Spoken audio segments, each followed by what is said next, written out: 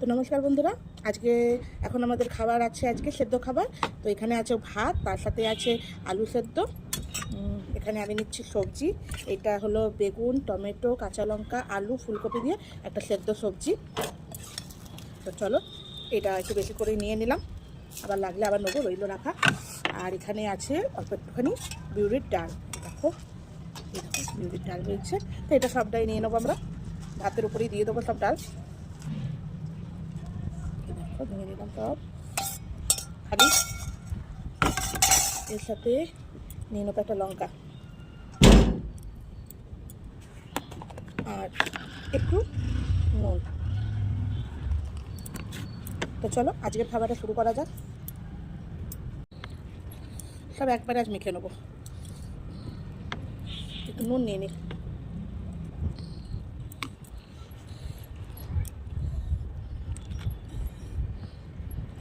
যত ভালো করে মাখা হবে ততই খেতে ভালো লাগবে।